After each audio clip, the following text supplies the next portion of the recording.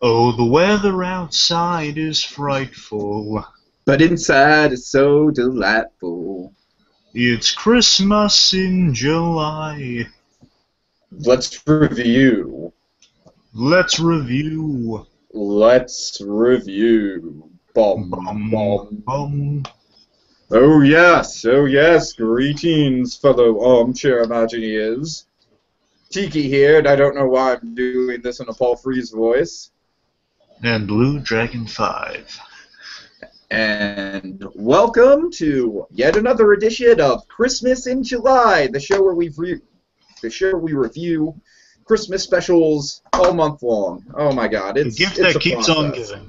The gift that keeps on giving. Indeed. Oh, it's a process. We've looked at quite a few interesting ones so far. I think my personal favorite that I saw is probably the Happy Days Christmas special thus far, but oh man, it's been fun. It's been a fun week, Blue Dragon 5. Mm-hmm. So, all right. So let's see. We kind of figure we're into a bit of a routine now, since it's been about a week into Christmas in July. So what we're doing now is we're going to review a Disney special. Oh yes, this is actually the first Disney Christmas in July thing we're covering. But it's not really a traditional, when one thinks of Disney, Recess probably isn't necessarily the first thing that comes to one's mind, but it's definitely a TV series that stood the test of time. When you say Blue Dragon 5? Oh yeah, it holds up tremendously well. Indeed. I actually hear that high school economics teachers are like showing episodes of it now. Yeah, it must be the Stickers episode, the episode where they basically... Oh yes. It's like the Wall Street, basically Wall Street on the playground. Right. I mean, that's cool. You know, it's just really fun to look back at shows like that. It's like, as kids, we enjoy it at a very different level, and now as adults, we can just look back and see all the social satire and whatnot. Oh Very yeah, it's great. enjoyable. Like, kids that have a hierarchy on the playground. It's a brilliant concept. Yeah, oh yeah. It's basically like Lord of the Flies on the playground, essentially. Oh boy. This is like this is kind of a smarter version of what the Kids Next Door kind of does. Well, I think it's a much less, much less. I don't know what's. At least it's less action oriented than the Kids Next Door. It's a little less. Exactly. It's a little less heightened. Yeah, it's less heightened and exaggerated, but still pretty good. Sure. Probably in this show, the most heightened thing about it is probably, the kindergartners who are just depicted as savages. Yeah. But you gotta love that concept, though. I mean, it's just sort of like, it's almost just kind of like, a playful sort of jab at reality. It's like preschoolers and kindergartners, they are sort of, they can run wild and, sometimes they do look like they're in a tribe, so it's very, I don't know, it's very funny satire. Oh, yeah. But, so, the episode that we're going to be covering is, of course, the Recess Christmas episode. This has a great title. It's probably the longest title out of anything we've reviewed so far here on Christmas in July. It's called, Mikey, Santa Does Shave. So Blue Dragon 5, you want to give us just a tiny bit of background on this? Sure. Not much to find on this. Pretty much just the holiday-centric episode, but a little interesting thing. I'm not sure. This is more like an after-the-fact matter. After this special was constructed, not even a special, just an episode's Christmas themed. Something that was a special for Recess was this thing called. I actually gave you the wrong title because I was thinking of this because this is the first time I saw this episode. Right. It's this. I have the VHS tape, but it was basically. VHS tape / DVD that was released called Miracle on 3rd Street. 3rd Street being the street of the school. Mm-hmm. Essentially, the framing, this is pretty much the only holiday framing, so it's not worth reviewing because it's basically just it's a package. It's a package special, which basically culminates about 3 Recess episodes with a little bit of animated framework around it. Oh, okay. So, like, how is it? Here's holiday related at all? So essentially, it's a funny premise, actually. It's Principal Prickly. It's kind of a nice holiday premise. So basically, snow's coming down. I think it's about Christmas break, if I'm remembering correctly. Miss Grokey, how can I not pronounce it? Miss Grokey, yeah, it sounds about right. Miss Grokey, Miss Finster, and Principal Prickly, essentially they kind of carpool together, and their car gets stuck in the snow, and basically this is before the age of cell phones, I believe. Oh, and pretty much they're stuck in the snow trying to dig the thing out, and they're kind of stuck. And there's reminiscing on kind of the shenanigans. Okay.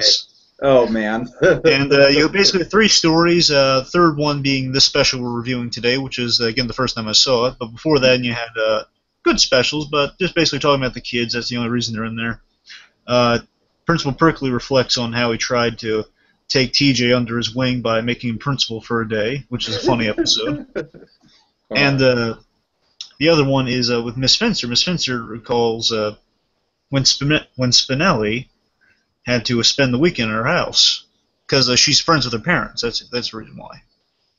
Oh yeah, right. I do remember that.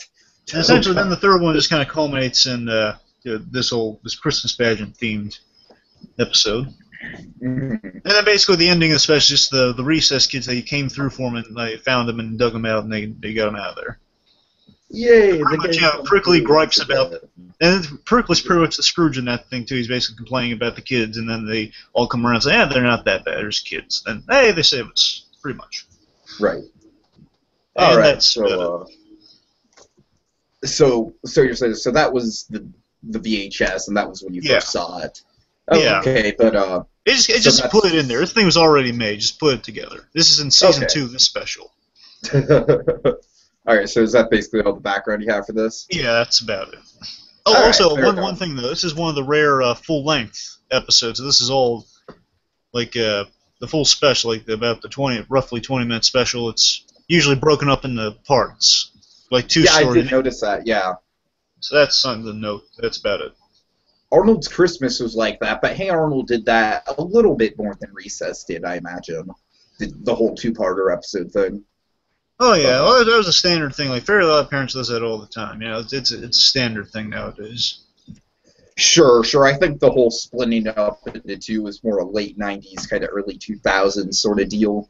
Well, mind you, like 11 mid-90s. minutes. You have to really, when you put it in the grand scheme of things, you really have to have really good storytelling to tell a story in 11 minutes. That's actually pretty good. Oh, definitely. But which is why we remember stuff like Cartoon Network stuff like Johnny Bravo and Dexter and Nickelodeon stuff so fondly. But anyways, with that in mind, let's get into the recap of this Recess Christmas episode. Yes, Mikey, Santa does shave. Okay, so we start off the episode and we have the snowplow man. I believe his name's Hank, right? Yes, Hank's the janitor, and he's really psyched about using the snowplow. Is his snowplow propane fueled? No. I'm sorry. But well, actually, okay, I'll concede this to you in terms of King of the Hill. Really funny little coincidence here. The voice of Spinelli is actually that's the wonderful and talented Pamela Alden. Well, now she goes by Pamela Seal Alden. Now she's, I believe, gotten married. She voices Bobby Hill in King of the Hill.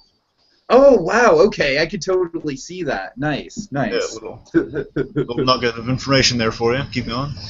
All right, but yeah, like you said, he's very stoked to be using the plow. He's psyching himself up. And then he opens the door, and lo and behold, it practically looks like summer outside in 3rd Street Elementary. It's a very, very warm winter, and I believe, I can't recall if they ever mentioned it, but I believe geographically, I think they're in, like, California. Okay, yeah, that would make sense, yeah. I think so. Don't quote me on that, but I think they're in California, hence the warm summer, so I could be wrong, but I think that's the case. Sure, definitely. Yeah, it would very much fit with us, geographically, sure. Okay, but, the girls are all out there getting tan lines, and, the Ashleys. Yeah, the Ashleys. And, let's see, the kindergartners are making sand angels and mud men. mud snowmen, that's still funny to me. Do you want to build a mud man? Okay, would you... Also, I want to point out something with Hank that's going to be important throughout this special.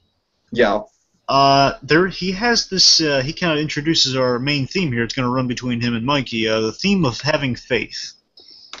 Hank has faith that it will snow, no matter what. Like everyone's saying, Hank, you're crazy. He says, nope, it's going to snow. Right. Basically, you right. have to have faith. We're just going to talk about how it's going to relate to Mikey in just a minute. So. And Hank goes to very dramatic lengths to show said faith, as we shall see. Well, to quote Batman Begins, the storm's coming. Storm's coming. Yeah. Okay, so let's see. The kids are talking about Christmas, and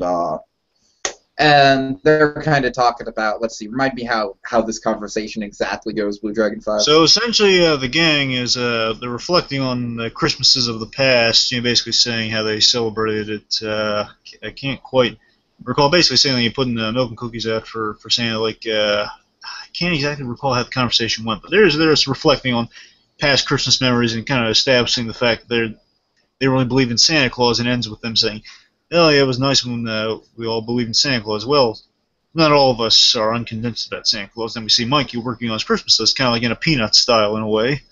Yeah, it very much is Peanut style. Oh my god. Reminds me a lot like Linus making a list of the Great Pumpkin, or Sally making a list of Santa Claus. Tens and 20s. My favorite line in that letter is, "How's Mrs. Claus? Doing well, I trust." That's nice.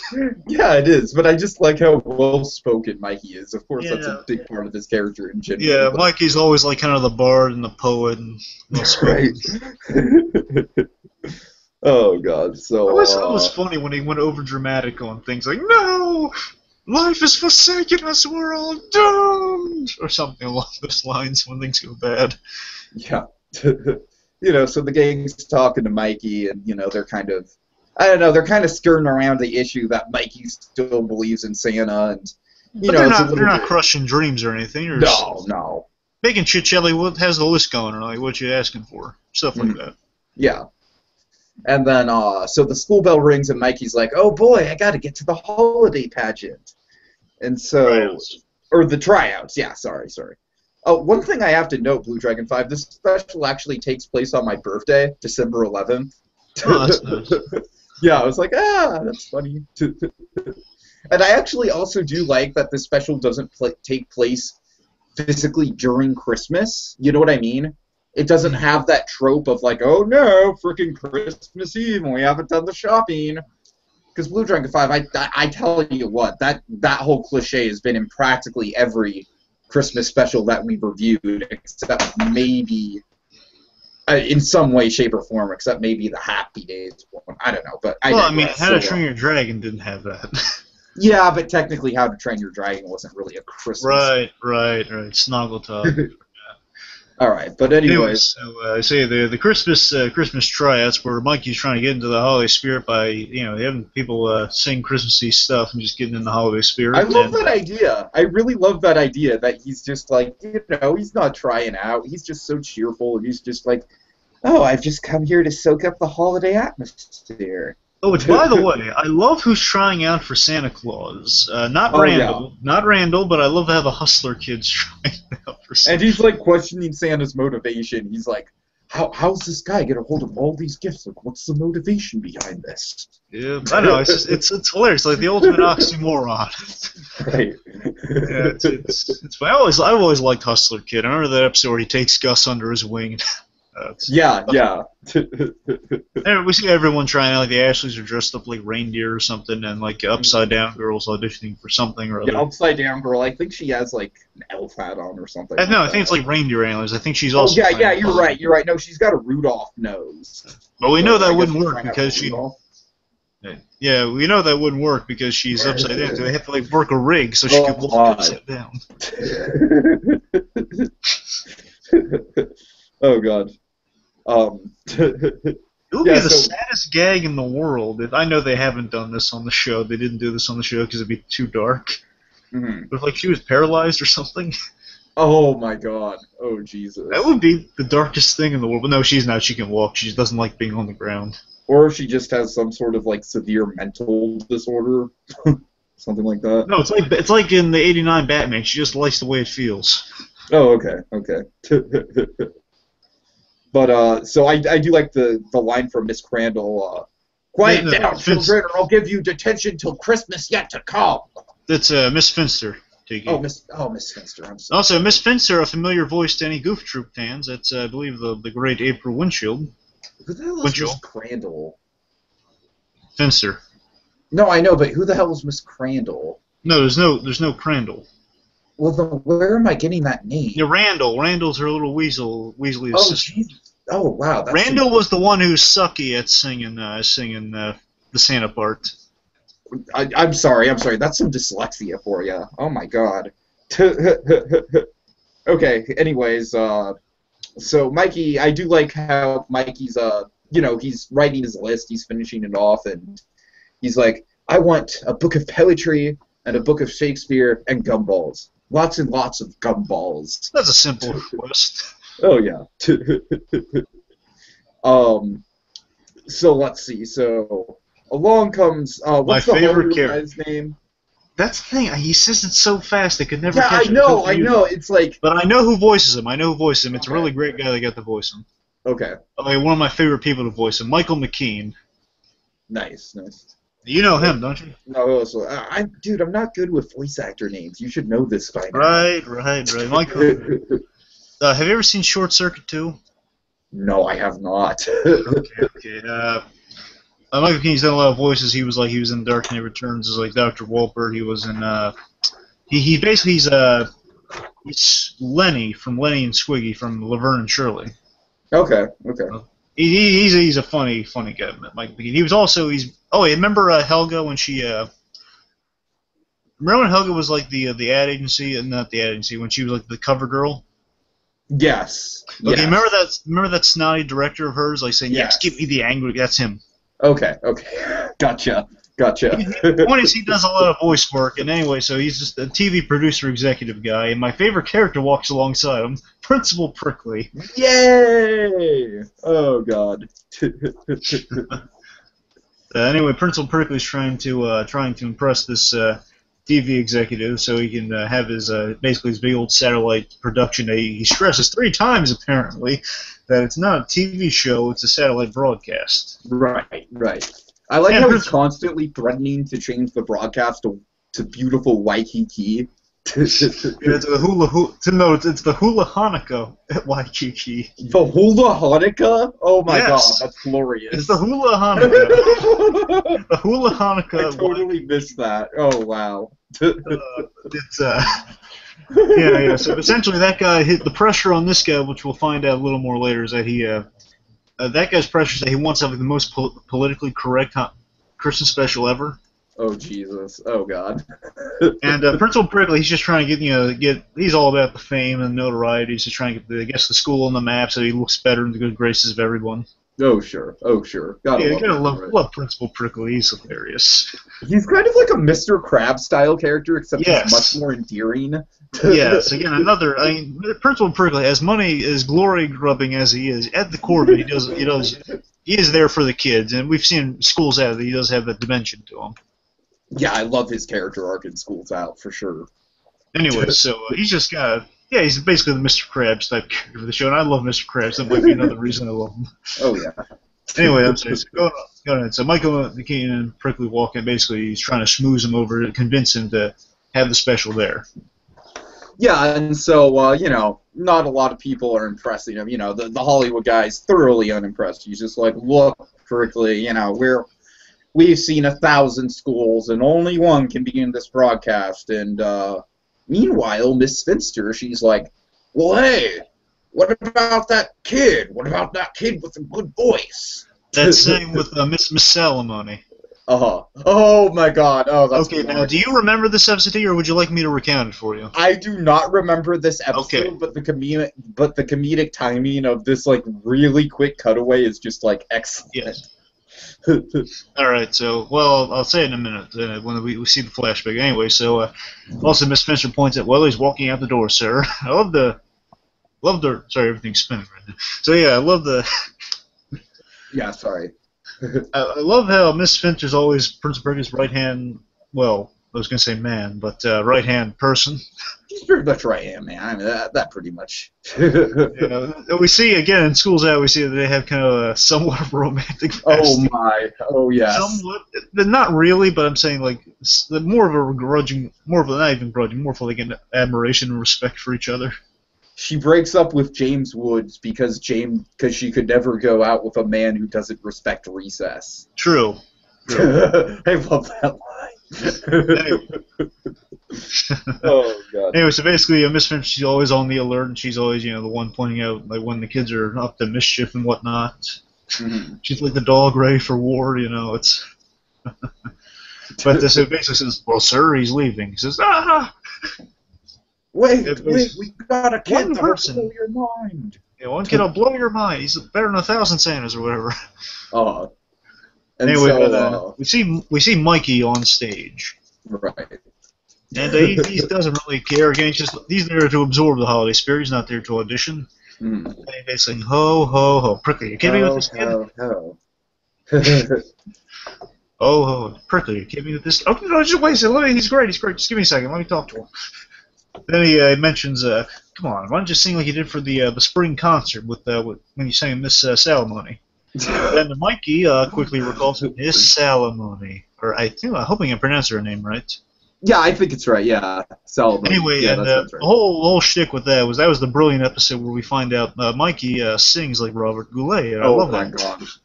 Which comes into play during this, but we'll get to that later. It's so wonderful. It's so wonderful. Point is, Mikey, he can sing as Robert Goulet. Margarine, tambourine. Yes. Point is, Mikey can sing as Robert Goulet, but he had to have the confidence to do it when he's just singing in the bathroom, like, well, he's singing in the bathroom. Right. Basically, she kind of teaches him how to sing like that regularly, and there was a whole story in there. He kind of was infatuated with her, but he found, she's a professional sense. Yeah, and he has this great line after the flashback. He's like, "It was like breathing for the soul." And he really did. He had feelings for her. He really did respect her for what she did for him. Yeah, there's definitely fond memories attached to her. Let me just say, though, that gag, that really quick flashback, you know what it reminded me of? What? It reminded me of one of my favorite Pixar gags of all time, which is the moment where Anton Ego takes the bite of Ratatouille and quickly flashes back to his childhood. I love that moment. I love that moment so much. I love that. But seriously, like, this totally had the timing of that. Like, I hadn't seen that episode before, but I just, I cracked up, especially because of Mikey's delivery and everything. So, so Mikey, he delivers a really enthusiastic ho, ho, ho. And when he really holds onto those like kind of high notes with a big bass like that, it kind of shatters all the glass around, including Gus's glasses again. Runner. Oh yes. So yeah. Also, I wonder if Robert Goulet had the mustache yet recording this. Yeah, I don't know. As for a while he didn't have the mustache, and now he's always famous for the mustache. Right. I'm sorry, minor thing. Anyway, go on. Yeah, so basically he's got the part. He said, "Kid, you got it. You're my Santa." Oh yeah. Of course, naturally. So anyways, so meanwhile on the playground, Mikey, he's going on about like, oh, I'm just so glad that I can emulate Santa's teachings, basically. I love that whole idea, the whole, Mikey, he's just, he just really respects the guy. Yeah, he's jazzed up about the holidays, and he's all about embracing the spirit and honoring Santa Claus by performing Santa Claus the way he'd like to be performed, I guess. Mm-hmm. So, I actually think he's still writing his letter, and, yeah, and he plans on... I'm sorry, go ahead. He does something that's going to come into play at the very end of the episode. He invites Santa to the Christmas pageant. And, the gang's very concerned for him. They're all like, well, Mikey, Santa's a really busy guy. I won't get your hopes up and whatnot. I love how tactful they are about this, too. Right. Yeah, they really are. Again, they're there for the guy. They love the guy, but they're just trying to dance around without crushing his spirit. Sure, I mean, absolutely. how can you hurt a guy's holiday spirit when he's like that into the holidays? I mean, come on. But then along comes Mr. Spirit Crusher himself, Randall. Randall. Oh Randall. God. Oh. Yeah, Randall again. He's Miss Finster's weasel, basically the ultimate tattletale. He makes a profession out of it. That's his whole shtick. Pretty Yeah, much. again, a character that's very, that's, very much kind of, you can see him in a whole new light when you're an adult. I feel like he speaks for a lot of things. But I just thought anyway, it so, just speaks for being a slime ball, really. right, exactly. And as an adult, you can appreciate slime balls much more than you have the capacity to understand as a kid. And Randall just, completely embodies slime ball. So anyways, Randall comes in and he's just like, oh, well, I didn't even try out for Santa because I don't try out for characters that aren't based on real people. I think Well, that's he kind did. of a stupid thing to say. Well, he did try first of all. He says, "Well, Exactly. even if I did get that part, I would have turned it down because I don't play characters that aren't real." Which And is stupid because isn't that the whole point of acting? yeah, he's trying to save some face because he's jealous. Right, right. But luckily, I love this action too. By the way, I've always loved Spinelli. If there was She's definitely my favorite of the core group, I'd say. oh yeah, if there was more room on that females list we did, animated female characters list we did way back when, Mm-hmm. I would have put her on it. I would have put her on it, but there was just so many spots. I had her on mine, so. All right, yeah, that's the reason why I did. Yeah. Forget it. Oh yeah, Spinelli's great. I love how she's there to protect everybody, so she jumps in the guard dog mode. And she's the physical violence part of the team, so she threatens him. I'll show you the true meaning of Christmas punch. And threatens, scurries away. Christmas punch. Is there even such thing as a Christmas punch? Is that a thing? Does that exist? Oh, there's fruitcake. There's an eggnog. I mean, I don't see why not. Oh God. I'll give you an eggnog on the head. Okay, it's just Christmas. It's just fruit punch you drink around Christmas time, I guess. Just okay. Makes it sound seasonal. Fair enough. It's like they relabeled the Kool-Aid around the holidays just to make everything sound or old. relabeled Hawaiian punch. Don't you mean the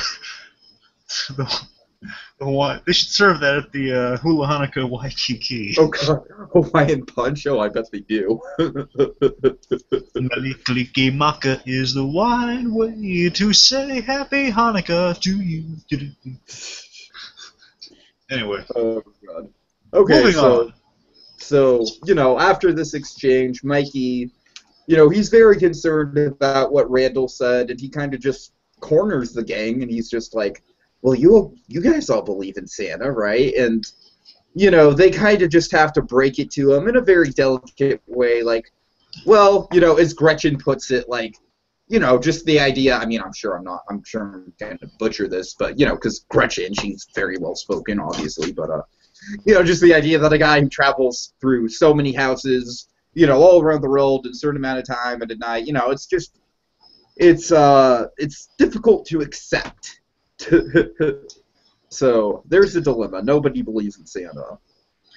Then Mikey starts his mission to basically prove Santa's existence, prove that there is a Santa Claus. Right. So he goes off, he kind of goes off determined, and I believe Gretchen has the line, "It's the Tooth Fairy incident all over again." I'm glad you mentioned that, T, because I have something I noticed about this episode about that line. Yeah. It's really funny. Each act break ends with like a gag like that. Really? I didn't. Like basically saying this is that all over again, or like they have like a funny one-liner to take him out of each act, kind of similar to the Tooth Fairy gag. Okay. Was the Tooth Fairy thing an episode, or is it just a funny little gag? No, it's not an episode. It's just okay. I figured. Okay. The point is like they have like a funny line like that to end each act here. Which, looking back, I thought it was kind of neat. Yeah. The Tooth Fairy. What was that all about? The Tooth Fairy? That'd be funny. Yeah, that'd be a good episode. I hope it's the Isla Fisher Tooth Fairy. Oh my! Oh God! I mean, the Rise of the Guardians Tooth Fairy. That's what I mean. Yeah. Okay, so moving on. I'd like to have Isla Fisher come into my room and take my teeth. I digress. Okay, so moving on. She can pull them out. Oh, she can pull them out for all I care. By all means. Well, let's specify it's the teeth we're talking about. Anyway. Oh God, oh my. Moving on. Okay, that got very inappropriate very fast. Anyway. Okay, so meanwhile we have Hank the janitor, and he's, oh God, Blue Dragon 5. He's he's just looking around, and he's just like, well, he's waiting for it. Looks like there's a lot of blue skies. It's coming. Gonna be a big snow. Snow is coming. Storm's coming. I like how earlier in the episode when the gang's talking to Hank about it not snowing, and Spinelli's like, yeah, it hasn't snowed since I was in preschool. That just reminded me, Blue Dragon 5, just reminded me of when I was a kid and it actually did snow in 3rd grade, and it was the one time that I've ever seen it snow in our area. And the thing that I remember the most about that day, and it still just pisses me off to this day, is that I should have just stayed home from school and just played in the snow all day. But instead I went to school, and, you know, I guess for safety reasons, all the staff at the school were not letting the kids anywhere near the snow. Like, literally, like, the recess was held, you know, like, on the blacktop and whatnot. Oh, my God. Yeah, that's the protocol for that sort of thing, I guess. It shouldn't be the protocol when it happens so rarely. Yeah, it's to protect him. My heart. It's to protect him from lawsuits. Yeah, I understand, but yeah. It was depressing though, because by the end of the day, it had all melted, and it was just. But snow, it's right there. Fucking snowmen and snowballs and shit. Christmas time is spoiled. Christmas time is gone. Okay, go. Oh god. I actually think that was like in February or something. Okay, but anyways, so let's see. So we're in the rehearsal, and what's the name of the teacher? Again, we don't have a name on him. It's Michael McKean, just TV executive. No, the teacher. Oh, teacher. I'm sorry. Do you mean Principal Berkeley? No. Oh, Miss Groker. Yeah, Miss Groker. Yeah, that's sorry. The hippie teacher. That's Miss Groker. Yeah, sorry. yeah. I had several teachers just like her, so she's a very realistic California teacher in my book. But anyways, you know. Always kind of weird though that there was this one episode where she's out for like a foot doctor appointment, and she they show like the hair on her ankles, and they still draw her like that. You'll notice like they keep drawing the hair on the ankles. It's so weird to me. Yeah. Do we really need that? But they're realistic on there. So she's coaching the Debbies to dance, and she's like, dance like the reindeer inside of you. Yeah, she kind of reminds me of one of my most favorite teachers from 1st grade. Yeah, does she? Yeah. The teacher was such a nice lady. She specifically reminds me of a middle school art teacher I had, and then the history teacher I had in high school, in different ways, very fondly. Okay, but anyways, so the Hollywood guy, he's all jazzed up, he thinks this is just going to be a rating smash. Again, he's the most politically correct Christmas special ever, we find out in this scene. Right. Because he says, like, I'm trying to think what he says. It's just something about, like, one sec, so. Basically, he says, like, having, like, the Kwanzaa and the Hanukkah stuff ready also, so I'm assuming it politically sounds like he's trying to aim for the most politically correct Christmas special ever. It's just going to be, like, a big old fat cultural rainbow. Yeah, that's what he says, big old cultural rainbow, pretty much. Alright, so, I think, I'm sorry, I think he says something along the lines of, like, we won't be sued, or not sued, we won't be yelled at by any groups over this one because it'll be most politically Christmas, something along the lines of basically no one will be able to complain because we're covering everything in this thing. Mm-hmm. Anyway. So, right. So meanwhile, Mikey, he comes to the gang, and he's got a whole bunch of books that feature Santa Claus in it.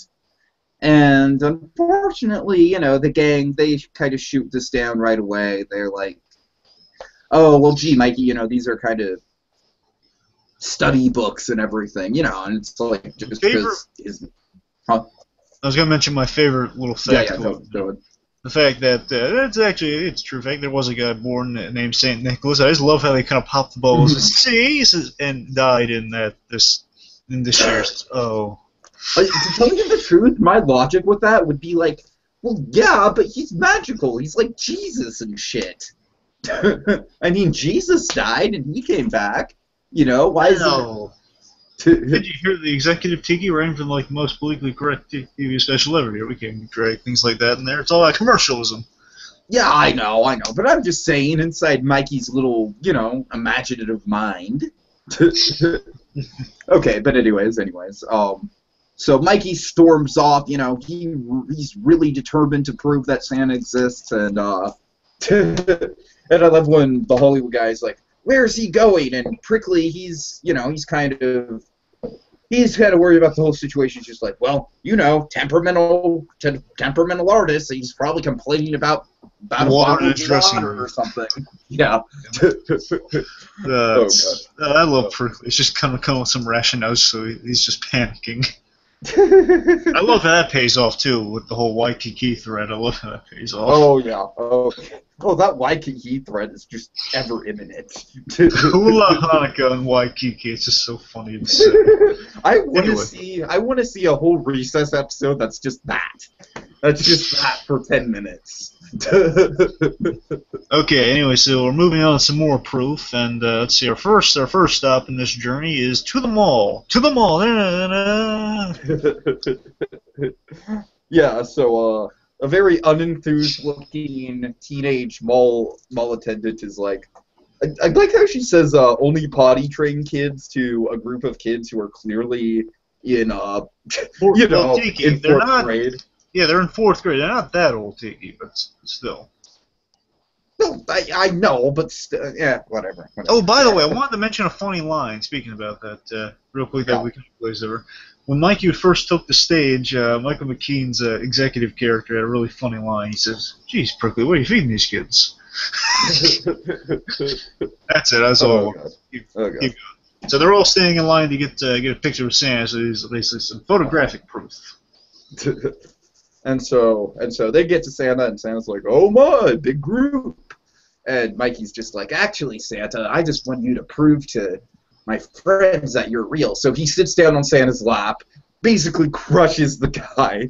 I like how the guy like kind of tries to play with him for like a second. You know, I gotta tell you, that's a big fear of mine. I mean, I've in the past I've visited places with like younger cousins or whatnot.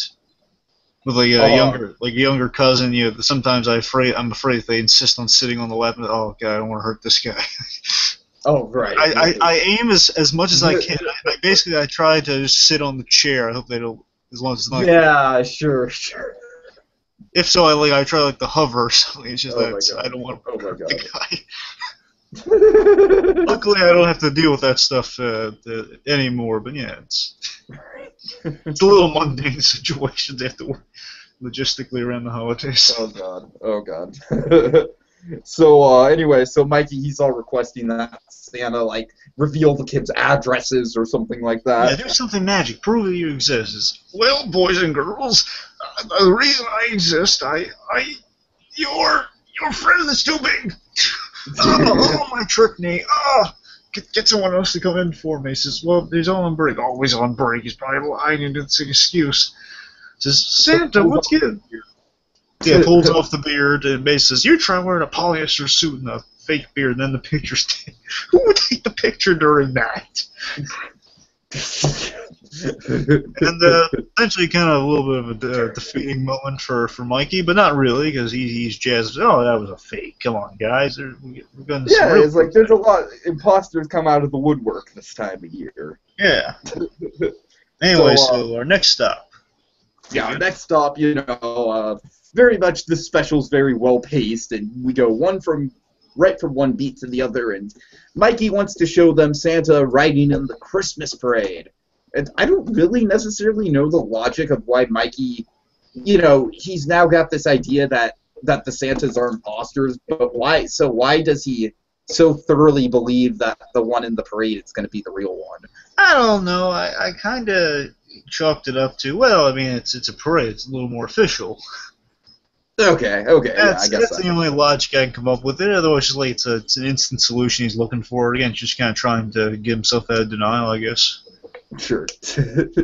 All right, so the gang gets to the parade. I think Vince is all excited because he's like, "Oh my God, there's Wendy Weathers." Yeah, I like that. Good little Vince bit. Yes, Vince doesn't really have much to do in this episode. He's kind of the most neglected character. No, I mean he shared one of like his Christmas experience stories at the beginnings. I mean he's yeah, that's true. To be honest with you, TJ gets very little to do. Actually, you're right. TJ's pretty much the Jerry Seinfeld of the show. You know, he's the lead guy. Oh God. I mean he's ordinarily, he's usually focused. He's the fearless leader. I mean, he's kind of the guy heading the sort of like, let's tent the Mikey with kid gloves here. That's pretty much it.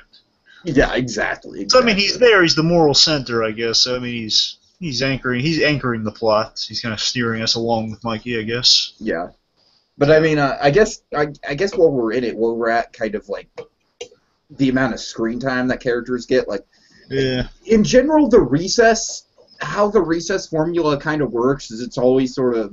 It's usually gag-based.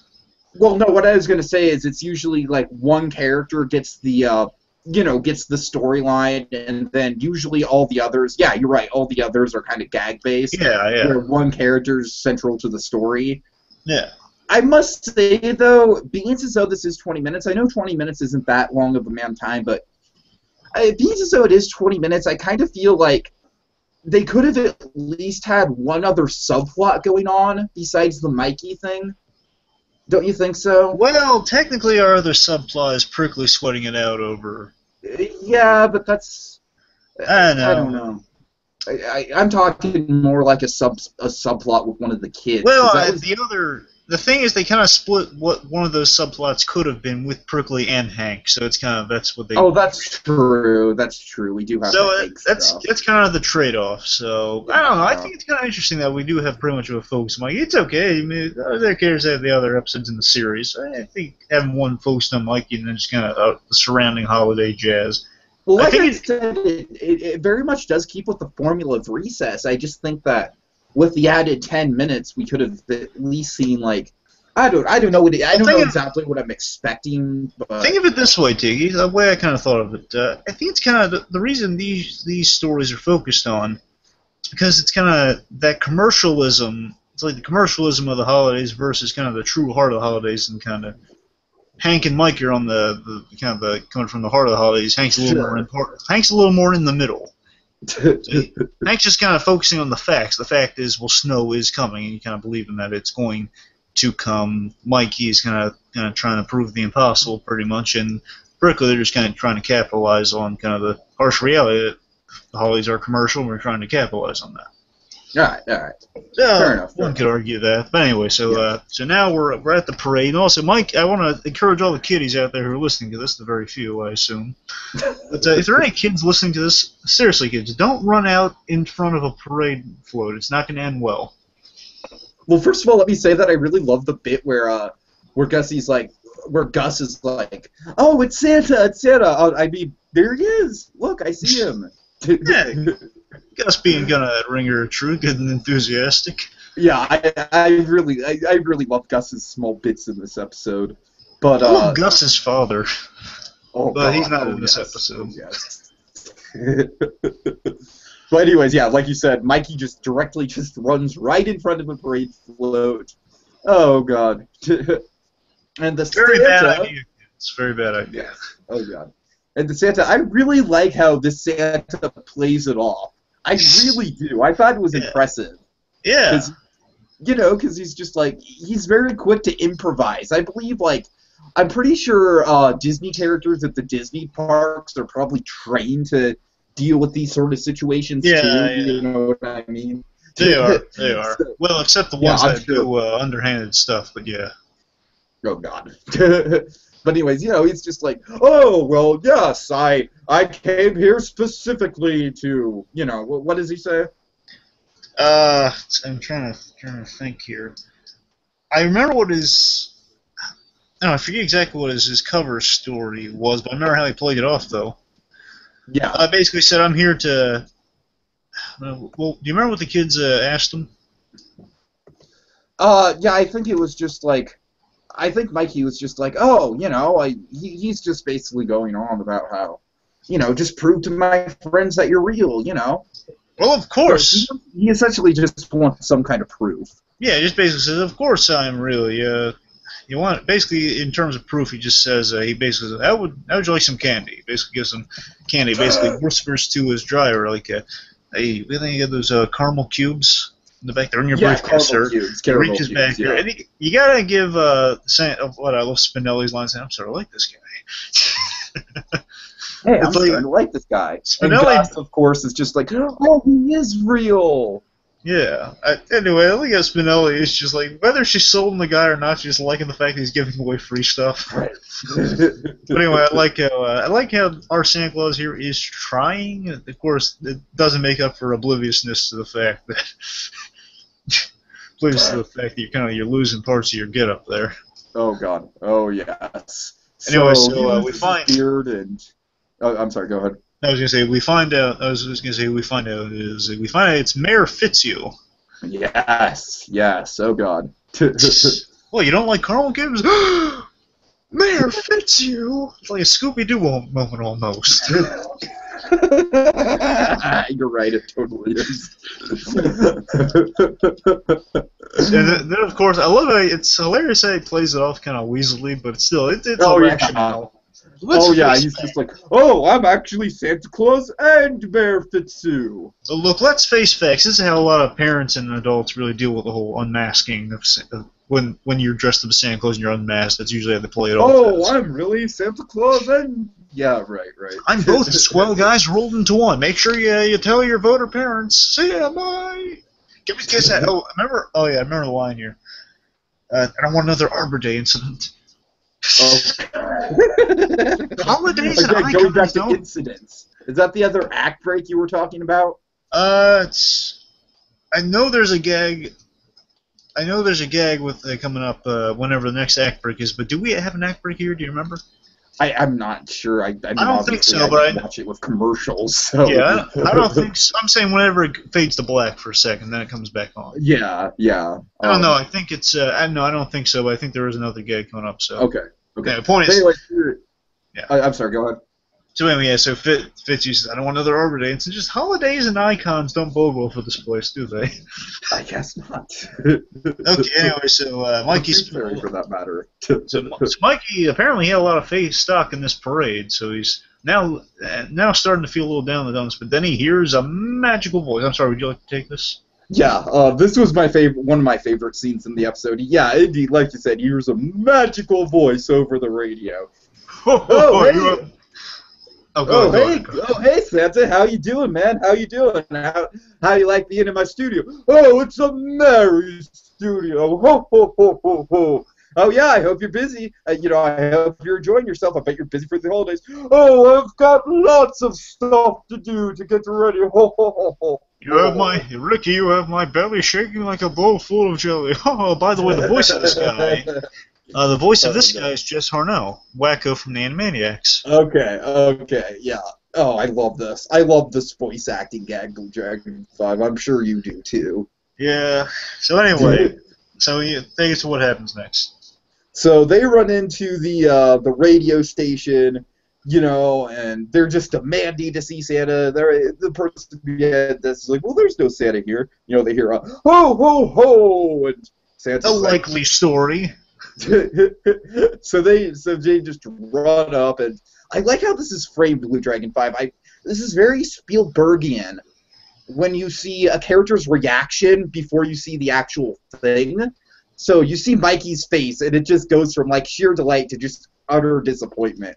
And then you see the radio DJ, and he's just talking to himself, and he's doing the classic voice actor bit where they're doing two characters at the same time. Oh, yeah. Oh, as a voice acting enthusiast, Blue Dragon 5, did you get a kick out of that? Well, I mean, when I heard it's a radio DJ, of course it's gonna be a voice actor. Right. But I just like the It kind of did throw me off because of course, it was going to be a voice actor, but the whole thing about him talking to himself kind of threw me off, though. Yeah, that's awfully visual. I think the reason it is one guy is because it's visually more depressing. Just signals you, oh man, there really is no Santa Claus. Right. But more so, I like how the Recess Gang, if I'm recalling this correctly, the Recess Gang, they're trying to kind of stop Mike because I think they get that it's a guy doing the voice on the radio, but Mike's just barging in there alone. He's the only one there realizing it. Uh-huh. And then it's like, then he's invited in by the guy. Oh, little boy, why don't you come in here? Then Mikey I'm sorry, Joe, take this. Yeah, Mikey, he's just like, you're not Santa. What's the name of the radio DJ? I'm sorry. It's Ricky something. I forgot his last name. Maybe I have it written down somewhere. I think it begins with a D. Ricky McCloud. Like Fox McCloud. Oh, God. Ricky McCloud. You're not Santa, you're Ricky McCloud, the radio DJ. So Ricky McCloud, he quickly goes off air. He's like, oh, we'll take a Christmas break. And he's just like, what's with you, kid? Come on, get in the holiday spirit. There's still some kids that kind of believe in that sort of stuff.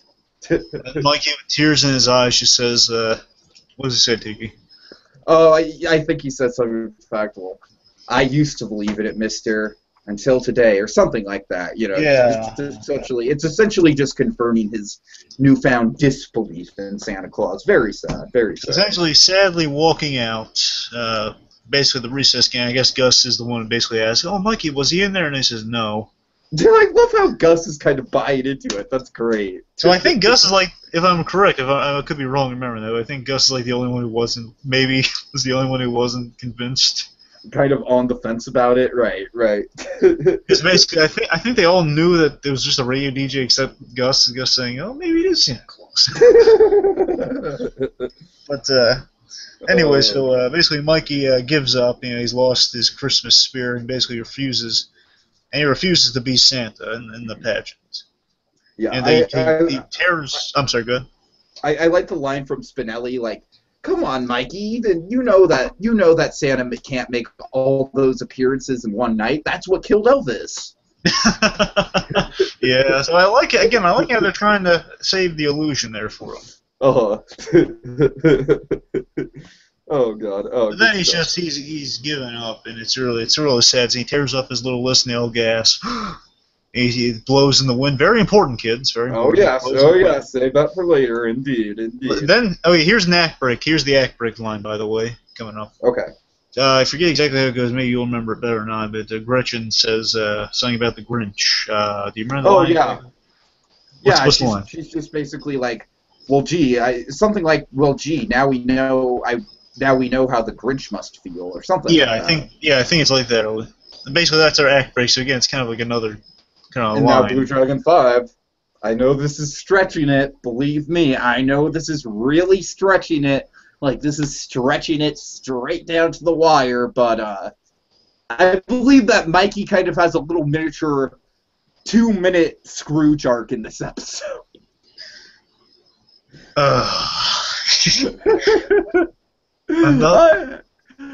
Me and my Scrooge arcs. To be fair, when I reviewed the Simpsons Christmas special, in that one, I really couldn't place a proper Scrooge.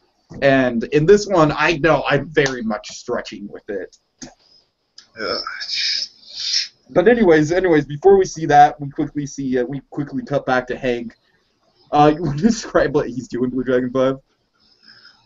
So pretty much we see that Hank is obsessed with snow because he has like a little radar detector for the clouds. I mean, what level is this? I mean, I wrote down that it looked like something out of Mission Impossible. I mean, don't get me wrong, I'm impressed. I'm a gadget enough myself, but still, come on, man. He's gearing up for a war, like the apocalypse of snow. Oh god, Blue Dragon 5, he's almost kind of like the animated equivalent of the famous Flout Man from Snow Day, except less evil. Well, far less evil. He's like the whimsical version of that. Oh god, dare I say it? He's like the good professor compared to Professor Screw Eyes in We're Back, a Dinosaur Story. It's like that dichotomy. It's like the same character, but just one's evil and one's not. I know. That's stretching it. Okay, I'm sorry. Anyway, I like my We're Back, a Dinosaur Story reference. Okay, but Yeah, the point is there's actually something very important in this scene. Yeah. Okay, so again, so now we see that Hank, he's really getting obsessive over the snow, so he's in overdrive preparing for the snow, and he basically thinks, it's gotta snow, it's just gotta snow. Even though he's looking more hopeless for Hank that the snow's coming, even though he's still gearing up for it. Mikey, things have gone completely hopeless for Mikey right now, so there's a parallel there. Oh, yeah. So things are starting to look really dire for the both of these guys in terms of snow and faith. And again, just faith overall, faith that something will come or faith that something is real. It's really looking bad for our guys here. And also, think of it this way, too. Things are also looking very bad for Principal Prickly in terms of his faith that Mikey will return. Faith that Mikey will return, that faith is also really not looking good for Principal Prickly. And Randall, take us through what happens. Anyway, take us through what happens. Oh, Jesus. So yeah. Randall, the gang, they're all depressed because they feel like, they killed Christmas for their friend.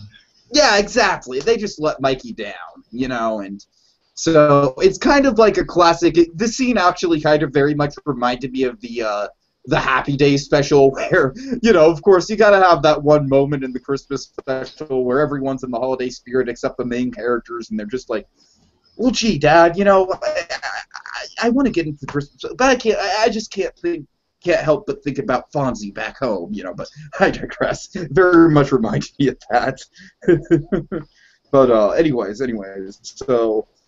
so Randall overhears that Mikey isn't going to make it, and of course, Randall, being the snitch that he is, he goes straight to Mrs. Finster, who then promptly informs Principal Prickly.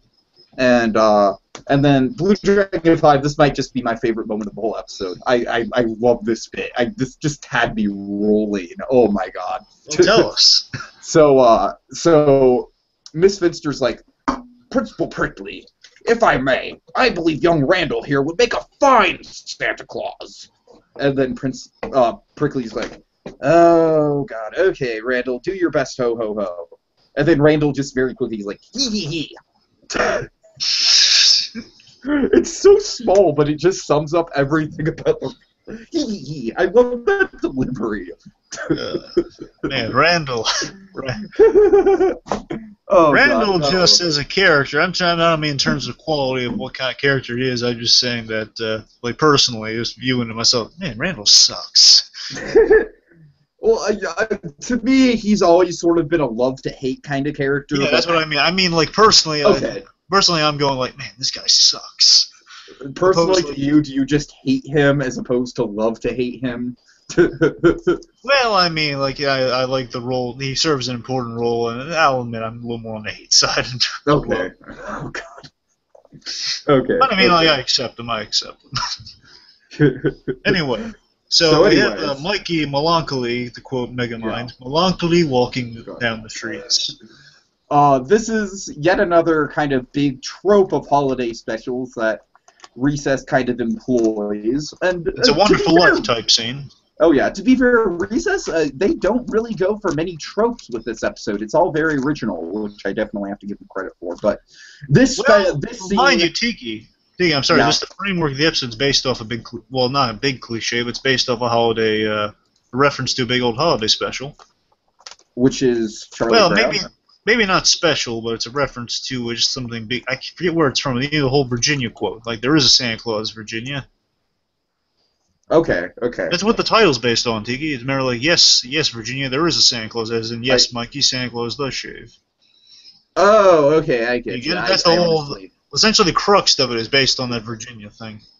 Sure, I've not even heard of that, to tell you the truth. But... Which I'll give you and everyone out there a tease right now. That's going to feed in big time to our to a special coming up for us.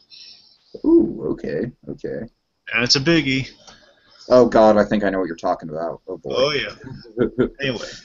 Okay, so yeah, like I said, this is just a classic trope of a holiday special, is that you've got the character who's disenchanted by the holiday spirit, and he's, we saw it with the Martian Manhunter and the Justice League special.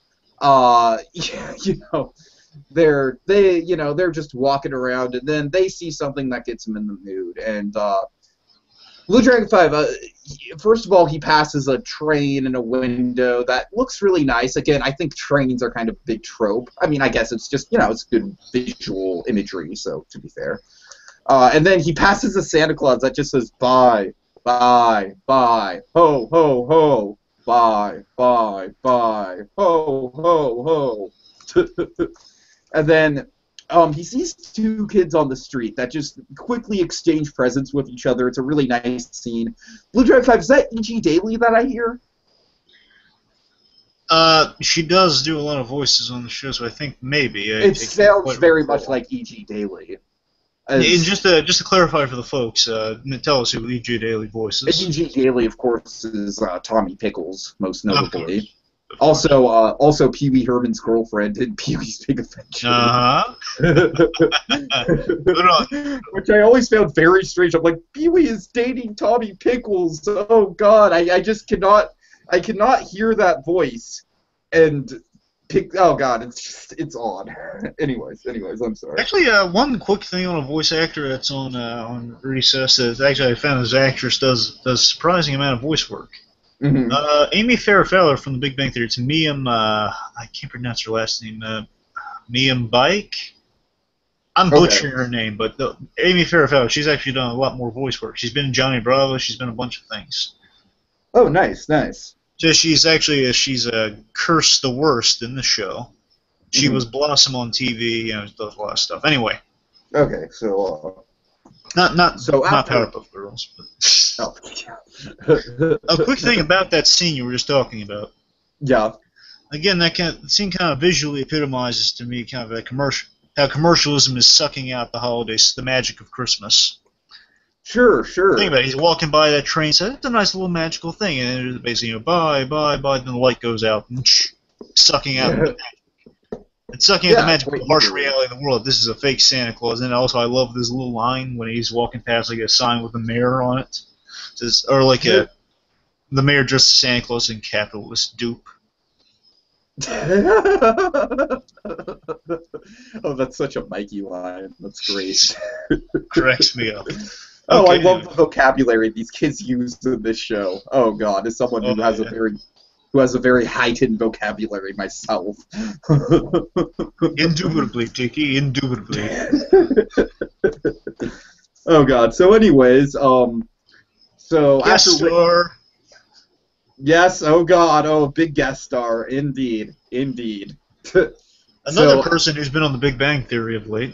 Oh God. So after witnessing that nice little exchange, none other than Darth Vader himself, Mr. James Earl Jones, comes onto the scene as a nice-looking elderly African-American gentleman sitting on a porch, and he's just like, "That's the true spirit of Christmas, ain't it?" Mufasa. And Mufasa. Ooh. Blue Dragon 5, you want to kind of run us by the scene a little bit? By all means. Right. So essentially, James Earl Jones voicing this porch. The porch swing man. Not really giving anybody. He's a retiree, I believe, because it looks like it says a retirement home on the outside of that place. It's tapioca night. Yeah, tapioca. So, yeah, he's an old porch swing retiree, a nice guy. Again, I like the design, like the white hair. It's going to come into play later on. Oh yeah. The patches of white on the beard. Yeah. Just patches. Oh, I like that. Oh yeah. Anyway, so. Essentially, I love his line though. Basically, this guy kind of gives Mikey a pep talk. Mikey walks. He looks on to those kids exchanging gifts. Says, "That's nice. That's the holiday spirit." And says, basically along the lines of, "I wouldn't know." Basically saying, "The holidays aren't looking that good for me." Then the line that stuck out to me is this man says, It's about giving, not giving up." Mm-hmm. Right, the holidays are about giving, not giving up, and he's basically talking about Santa. He essentially gives him the Virginia speech, basically saying Santa is, inside your heart, pretty much. Like if there is no physical guy or anything, he's a Christmas spirit incarnate. So there's always a Santa Claus. He's always inside. Yeah, that's a very nice message for sure. It is. To be honest with you, I don't want to get into the whole philosophies and stuff, but I kind of hold this true for when I think of Santa Claus too. It's. Mm-hmm. It's about the spirit of the holidays. It's the impact of the guys left on the world. Yeah. The big old. Anyways, The big old guy in red created by the good folks at Coca-Cola. I mean, it's kind of a weird comparison, but it's kind of like a Batman-type legacy, you know? Oh my god. It's like how Batman tries to inspire people. It's like Batman to Santa Claus. That's wonderful.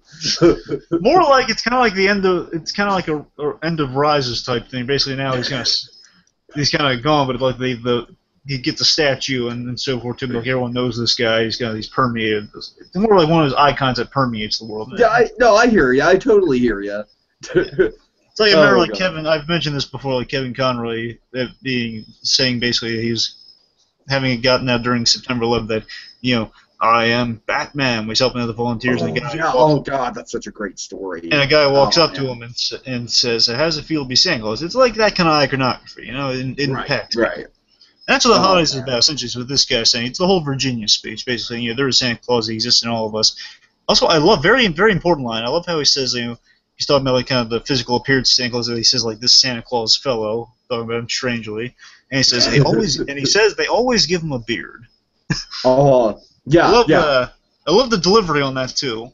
Essentially, again, just beliefs on the inside. Like, it's not seeing isn't always believing. A little bit Polar Express thrown in there, too, Oh, God, definitely. Yeah. Okay. Also, I like the little detail that when he says Tapioca's nice, he's Merry Christmas, Mikey. He never said his name. Yeah, so you're right. That is a good detail. Yeah, so, for sure. So he knew Mikey's name. I like how Mikey didn't catch that either. Mm-hmm. Mm-hmm. It's a little important clue there. Okay, anyway, so Dick Clark appears. Oh, God. And no, I don't. Dick Clark, is it? No, it's not. It doesn't sound like Dick Clark at the very least. So I didn't think it was. If he is, I'm very surprised if it is. Right. It didn't really look that much like Dick Clark either, but they said Dick Clark, so that's the guy. Oh god. Anyway, so I like the fact that this is such a big satellite. Oh, remember when satellite was big? Oh yes, I do. Yes, I do. Oh my. Anyway, so especially in cartoons, it's huge in cartoons. Anyway, so. Dick Clark, essentially, this special is so big, Dick Clark's introducing it. Yeah. And, and of course, the 5 million guy views. always threatening with the Waikiki Hanukkah. And also, it's 5 million viewers, and he points out the Prickly to kind of turn up the pressure. And also, I like how Dick Clark mentioned Principal Prickly's name. He loved that. Oh, he just gets all like a fanboy. He says, "Hey, Dick Clark mentioned my name. Did you hear that?" Anyway, so again, right after kind of the bubble's been blown, then he threatens to pop it, saying, and I love how specific it is. I flip that red switch. I flip that switch. We go to.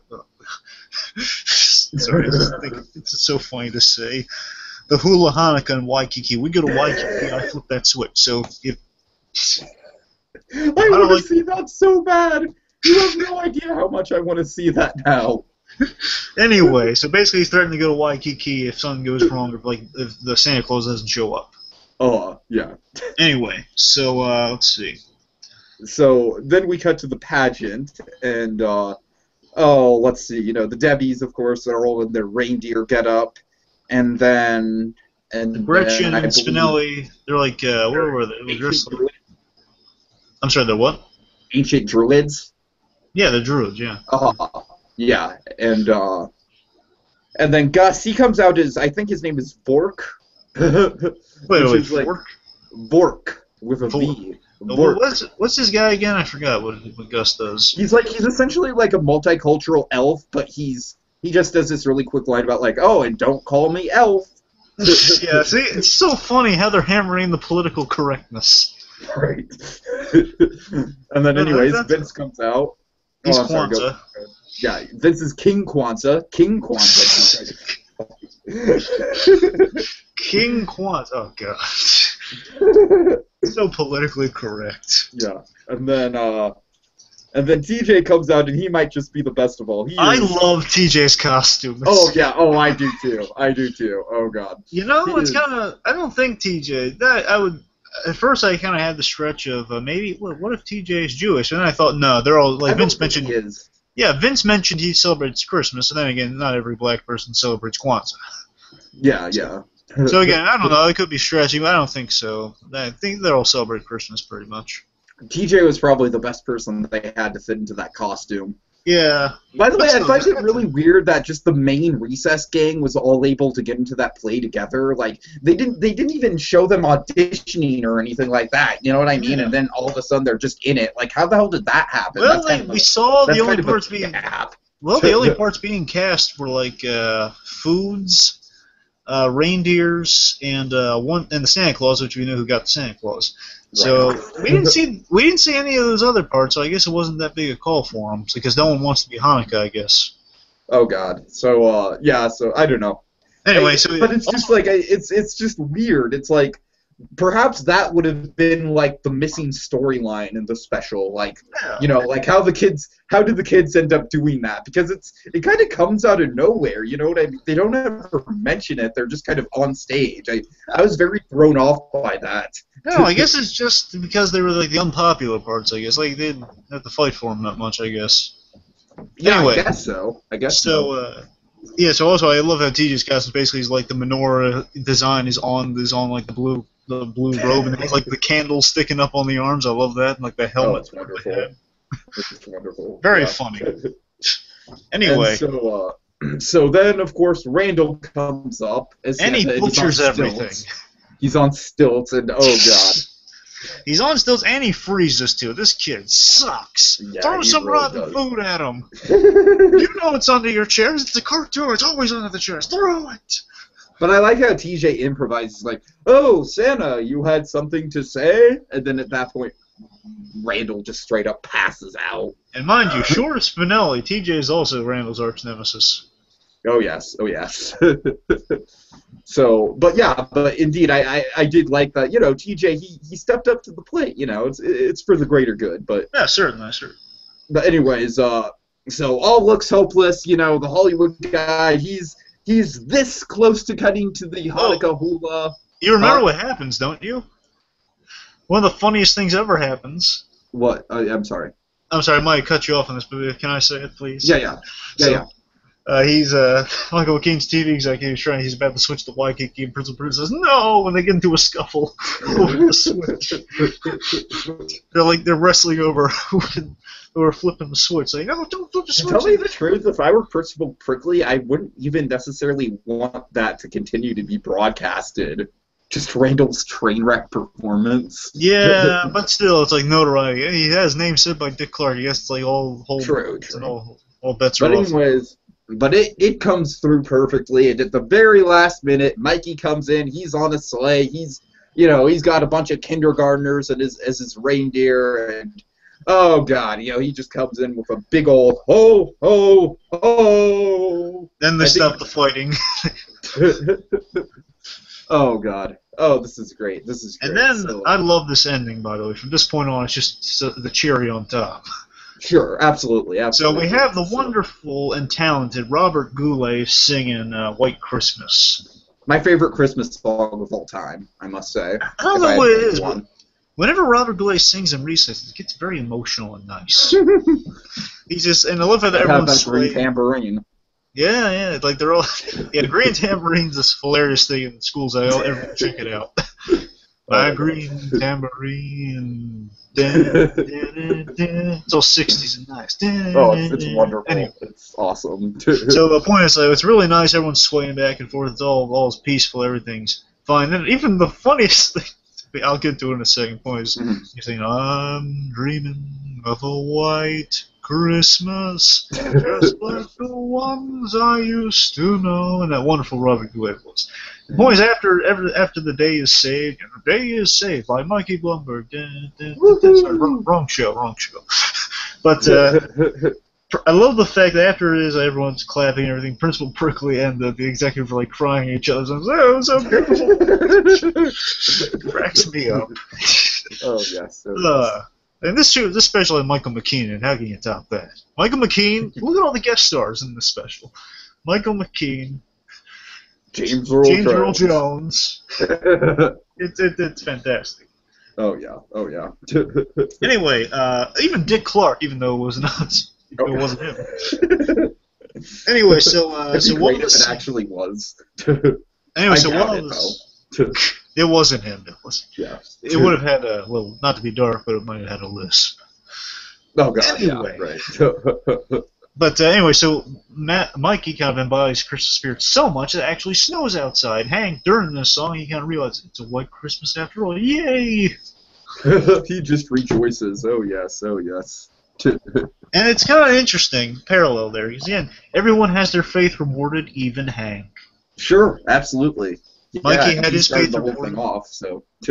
Mikey had his faith rewarded. You know, he's discovered the Santa is the Christmas spirit incarnate. Prince Prickly got his wish, everything turned out fine, and Hank got his snow, and his faith rewarded. He was all right in the end.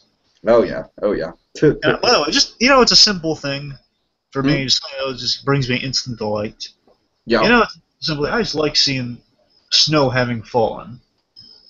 I like just seeing that, just the snow-covered place, and just seeing all the kids and everyone come out there and see it's snowing outside. And it's like a fantastic anomaly, snowing in potentially California. Yeah, trust me, that shit don't happen very often unless you're like in the Sierras or something. and it looks, boys, it looks so, especially on that playground. They're all playing in the snow on the playground. It's really nice. It's a simple thing. It is. So simple, but so elegant. Oh yeah, oh yeah. So they, like you said, they all go outside, and snowball fights galore. Oh yeah. Hanukkah versus Kwanzaa. I can't believe that my teachers robbed me of a snowball fight. I'll never forgive that. But well, they want to discourage projectiles. It's right there. Hey, don't take it up. Take it up with the school system. Don't take it up with me. Anyway. Oh God! So the cherry on top, Mr. James Earl Jones. He comes out and what exactly does it say in Blue Dragon 5? Essentially, Senator James Earl Jones, old retiree porch swing guy, walks out and he says, along the lines of, "Very nice, Mikey. You did a good job." Yeah. Or at least he said something like, "You did Santa proud," or something along those lines. Oh. Then I like how Mikey, the important part is that Mikey says, "How did you know I'd be here?" And as he's on his way, I forget if he says tapioca night yet, or no, he doesn't say. He says, "I have a lot of stops to make." Or does that he says, "No." What he says is I still have a lot to do before the big day. Oh yeah, that's it. Which I really love that line. Oh yeah, it's not Christmas Eve. It's set around. Yeah, you're right. It's my birthday. It's a more important holiday. Oh yeah. Basically, he says, we got a lot to. I still got a lot to do. Mm-hmm. He says, Santa, no, sorry. He says, how? We know. Come on, we've been hinting at it enough. Everyone knows. To tell you the truth, I definitely kind of saw it coming. Yeah. But it's such a cool reveal. When I was a kid, I didn't see it coming. But anyway, so basically he says, like, how did you know? You invited me. Well, Mikey, you invited me. And then he hands him the paper, too, I think, or it blows in his hand. No, he doesn't hand it to him as he's walking away. It just falls out of his pocket. Boy, does this guy know how to make an entrance and an exit. So, Oh, yeah. As he leaves, he says, well, you invited me. You invited me, Mikey. Then he leaves, and then they're all coming out. Wait, didn't you rip that thing up? He says, yeah, I did. Oh, we see a figure going away in a sleigh in the sky, and that black retiree old guy on the porch swing was actually, in fact, old Saint Nicholas with a shaven beard. And I think Mikey has there's the line that's the cherry on top saying, "There is a Santa, and he shaves." And he shaves. Oh, I love how the title of the episode is not explained until the very last moment. Oh, that's just great. Very nice. So that was, yes, Mikey, Santa does shave. Let's see, overall thoughts on this episode of Blue Dragon 5? It's very good. It feeds into that kind of that true thing that happens to a lot of kids in life. They're kind of trying to justify Santa after things are looking kind of grim in terms of belief, which is kind of a sad reflection on society. But, it happens, though. Yeah, absolutely. I really think that this is one of the best specials I've seen that touches on that particular topic, and it's kind of appropriate coming from Recess, because Recess is a show that's known for tackling sort of childhood issues like that. I mean, God, like, especially like, something like Recess School's Out kind of tackles a similar issue with when Summer Vacation loses its magic, because Blue Dragon 5, I remember very clearly when that happened to me, when Summer Vacation went from, like, oh my God, 3 months off, do nothing, and then sometime around middle school, you're just like, oh, 3 months with nothing to do. Oh wow, okay. And I thought Recess School's Out just illustrated that perfectly. So this is a show that's really good at kind of capturing the whole. They're basically like on the last cusp of childhood, and that's what the magic of the show is, I think. Oh yeah, it's really it's a heartwarming. It's definitely a heartwarming, especially. I mean, you take Mikey, one of the most beloved characters from that show, the most childlike, and it fits. It makes sense. Yeah, he would be he'd be stuck in Santa mode, and again, he's not gonna take down the spirit, but still, life is gonna intervene and kind of throw itself at Mikey that, yeah, things aren't what you thought they were, but doesn't mean things are ruined for you, thanks to James Earl Jones teaching him that lesson. That, yeah, Santa Claus is what you hold in your heart. It's that Christmas spirit. That's Santa Claus. It's the same thing. It's just it's a little not as what you thought it was. It's not what you thought it was, but it definitely is as real as you believe it to be. Right, absolutely. Which is a good message. It's all about kind of if you have faith in something, maybe faith can be resurrected, but it's all going to be the same faith coming back to you. Yeah, well put. So, like I said, there's no real Scrooge in this episode. Can we agree? Yeah.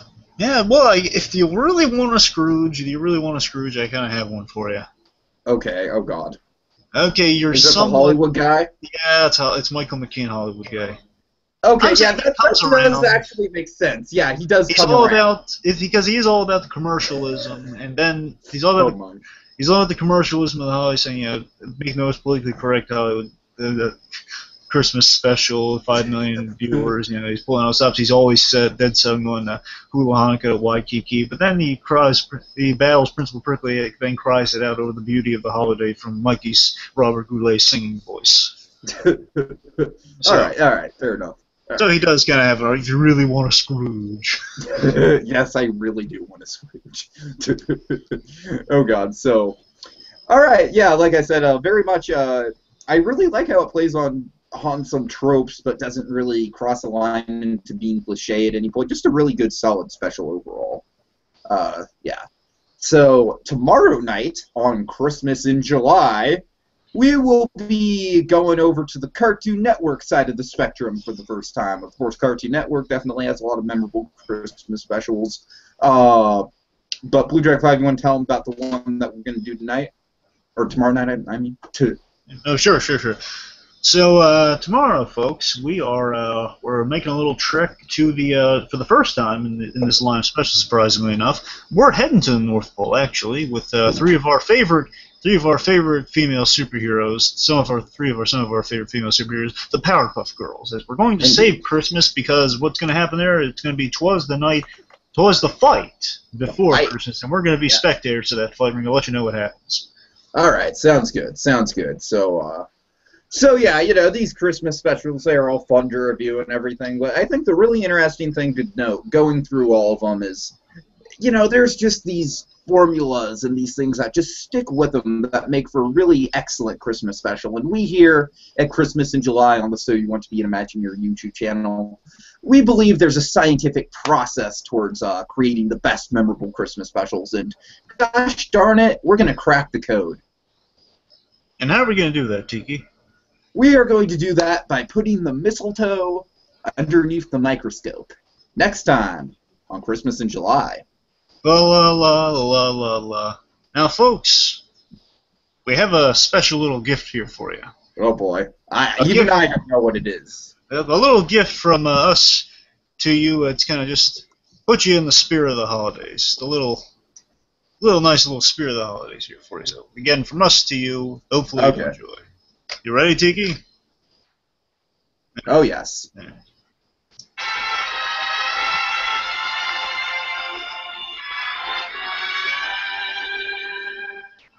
Is that the Bing Crosby version? No, listen. May your days be merry and bright,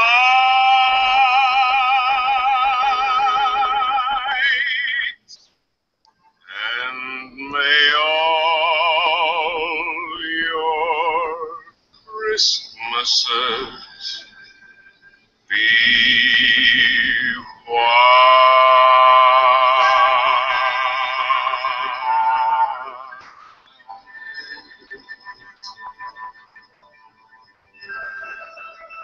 Happy holidays, folks. Yeah, perfect capper. Yeah, season's